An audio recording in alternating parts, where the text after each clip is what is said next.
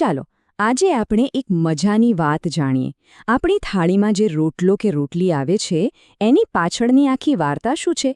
એ કેવી રીતે ખેતરથી આપણી થાળી સુધી પહોંચે છે? આ સફરમાં આપણી સાથે છે એક મહેનતુ ખેડૂત સુભાષભાઈ અને એમનો એક નાનકડો બહુ જિજ્ઞાસુ મિત્ર.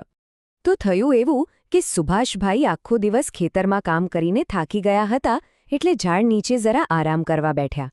જેવો એમણે ખાવા માટે પોતાનો રોટલો કાઢ્યો ત્યાં જ એક સસલું ઠેકડા મારતું આવ્યું. સુભાષભાઈના હાથમાં પેલો ગોળ ગોળ રોટલો જોઈને તો એની આંખો પહોળી થઈ ગઈ. એણે તરત પૂછ્યું, ઓહો, આ તો ચાંદો લાગે છે. તમે શું ચાંદો ખાવાના છો? સુભાષભાઈ તો હસી પડ્યા. એમણે પ્રેમથી કહ્યું, અરે દોસ્ત, આ ચાંદો નથી, આને રોટલો કહેવાય. બહુ મસ્ત લાગે. લે, તું પણ ખા એક ટુકડો. સસલાએ જેવો રોટલો ચાખ્યો એને તો ભારે મજા પડી ગઈ. રોટલાનો સ્વાદ તો એવો ગમ્યો કે સસલાની જિજ્ઞાસા જાગી ઉઠી. એણે તરત જ પૂછી લીધું, સુભાષભાઈ, આવો મજાનો રોટલો બને કેવી રીતે? મને પણ શીખવાડો ને. સુભાષભાઈએ સમજાવવાનું શરૂ કર્યું. જો ભાઈ, આ રોટલો સીધો રસોડામાં નથી બનતો. એની શરૂઆત તો ખેતરમાં થાય છે. સૌથી પહેલાં તો આખું ખેતર બરાબર ખેડવું પડે અને પછી એમાં મકાઈના દાણા વાવવા પડે. સસલું તો બહુ ઉતાવળું. એને થયું કે બસ આટલું જ હશે. એણે કૂદકો મારીને પૂછ્યું, બસ દાણા વાવી દીધા તો થઈ ગયો રોટલો તૈયાર? સુભાષભાઈએ ધીરજથી કહ્યું, અરે ના રે ના, એમ કંઈ થોડો રોટલો બને. દાણા વાવ્યા પછી એમને પાણી આપવું પડે. પછી થોડા દિવસોમાં એમાંથી નાના નાના ફણગા ફૂટે અને ધીમે ધીમે એ મોટા થઈને છોડ બને. સસલાએ ફરી એ જ ઉત્સાહથી પૂછ્યું, ઓહ, છોડ બની ગયા? તો હવે તો રોટલો તૈયાર ને? સુભાષભાઈ હસીને બોલ્યા, અરે ઉતાવળિયા, હજી તો બહુ વાર છે.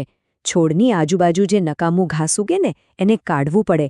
પછી છોડ પર મકાઈના ડોડા આવે અને એ ડોડા બરાબર પાકી જાય ત્યારે એને કાપવા પડે, જેને આપણે લણણી કહીએ. સસલાની ધીરજ હવે ખૂટવા લાગી હતી. એણે ફરીથી પૂછ્યું, ચાલો ડોડા પણ કાપી લીધા, હવે તો રોટલો તૈયાર જ હશે, સાચું ને? અરે મારા ભાઈ, આખી વાત તો સાંભળ, સુભાષભાઈએ કહ્યું.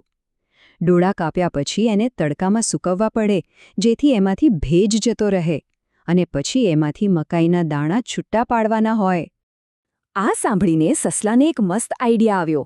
એ કહે, ઓહો, એ તો સહેલું, આપણે આપણા દાંતથી કટ કરીને બધા દાણા કાઢી નાખીએ. સુભાષભાઈ તો એની વાત સાંભળીને હસી પડ્યા અને કહ્યું, ના ભાઈ ના, દાંત દુખી જશે. એ કામ કરવા માટે મશીન આવે. સસલું તો ખુશ થઈ ગયું. એને લાગ્યું કે હવે બધું જ સમજાઈ ગયું.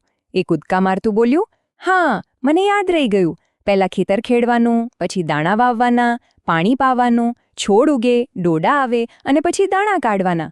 બસ થઈ ગયો રોટલો તૈયાર. સુભાષભાઈએ એને રોક્યો. ઊભો રે, હજી તો એક જરૂરી કામ બાકી છે. એ દાણામાં થોડી માટી અને નાના કાંકરા ભળેલા હોય એટલે એને બરાબર સાફ કરવા પડે. અને એ પછી સુભાષભાઈએ આગળ સમજાવ્યું, આ સાફ થયેલા દાણાને ઘંટીએ લઈ જવાના.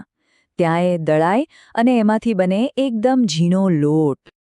સસલાની આંખોમાં ચમક આવી ગઈ. હવે એને લાગ્યું કે બસ મંઝિલ એકદમ નજીક છે.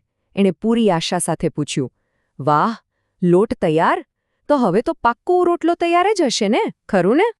સુભાષભાઈએ શાંતિથી કહ્યું, હા, બસ હવે થોડુંક જ બાકી છે.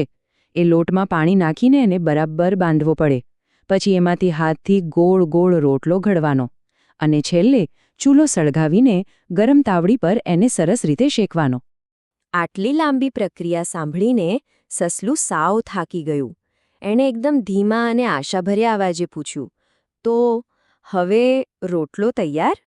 સુભાષભાઈએ હસીને ખુશીથી કહ્યું, હા ભૈયા, જેવો રોટલો બંને બાજુથી બરાબર શેકાઈ જાય એટલે ખાવા માટે એકદમ તૈયાર. આ સાંભળીને સસલાએ તો ખુશીનો મોટો કૂદકો માર્યો. હવે સસલાને સમજ આવ્યું, જે રોટલો એણે મિનિટોમાં ખાઈ લીધો એને બનાવવા માટે તો કેટલી બધી મહેનત અને કેટલો લાંબો સમય લાગે છે. સુભાષભાઈએ એના ખભા પર હાથ મૂકીને કહ્યું, જોયું, એક રોટલા પાછળ કેટલી મહેનત છે? પણ ચિંતા ન કર, ચાલ આપણે બંને સાથે બેસીને ખાઈએ. તો મિત્રો, આ નાનકડી વાર્તા આપણને એ જ શીખવે છે કે આપણી થાળીમાં આવતું દરેક ભોજન એક લાંબી અને મહેનતભરી મુસાફરી કરીને આવે છે. એટલે હવે પછી જ્યારે પણ જમવા બેસો ત્યારે એકવાર જરૂર વિચારજો કે એ ખાવાનું ખેતરથી આપણી થાળી સુધી કેવી રીતે પહોંચ્યું હશે.